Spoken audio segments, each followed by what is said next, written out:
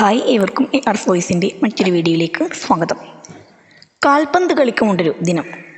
യൂറോപ്പിൽ league football season കൊടിയിറങ്ങുന്ന ദിവസം കൂടിയായ ഇന്ന് ലോക ഫുട്ബോൾ ദിനവുമാണ്. ഫുട്ബോളിൻ്റെ ആഗോള സ്വീകാര്യതയും വാണിജ്യം, സമാധാനം, നയതന്ത്രം തുടങ്ങി വിവിധ തലങ്ങളിലുള്ള അതിൻ്റെ വ്യാപ്തിയും ലോക സഹകരണത്തിൽ ഫുട്ബോളിൻ്റെ ഇടവും പരിഗണിച്ച് എല്ലാ വർഷവും മെയ് 25 UN ലോക ഫുട്ബോൾ ദിനമായി ഐക്യരാഷ്ട്രസഭ തീരുമാനിക്കുകയായിരുന്നു.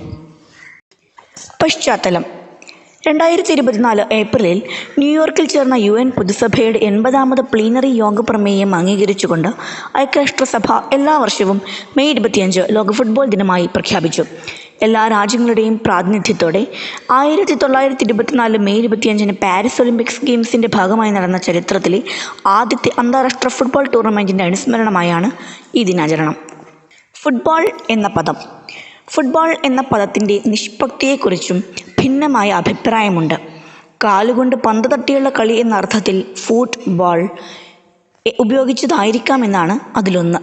മധ്യകാല യൂറോപ്പിൽ കർഷകരുടെ പ്രധാന കായിക വിനോദമായിരുന്നു ഫുട്ബോൾ എന്നതിന് രേഖകളുണ്ട്. അവിടുത്തെ സമ്പന്നരായ ആളുകളുടെ കായിക വിനോദം കുതിരയോട്ട മത്സരമായിരുന്നു.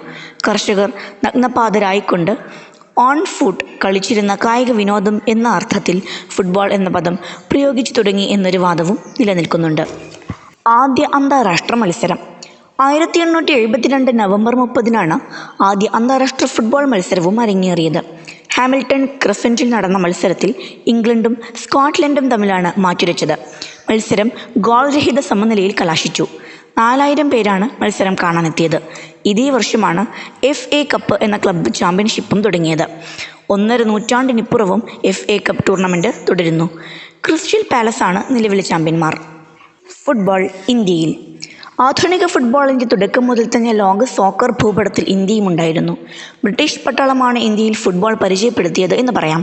കൊൽക്കത്ത FC ആണ് രാജ്യത്തെ ആദ്യത്തെ ഫുട്ബോൾ ക്ലബ്ബ്. 1872 ക്ലബിൻ്റെ പ്രവർത്തനം ആരംഭിക്കുമ്പോൾ അതൊരു റഗ്ബി ക്ലബ്ബായിരുന്നു. 10 വർഷത്തിനു ശേഷമാണ് അത് സോക്കർ സംഘമായി വളർന്നത്. ഈ ദിനത്തെക്കുറിച്ച് കൂടുതൽ മനസ്സിലാക്കുക. നന്ദി.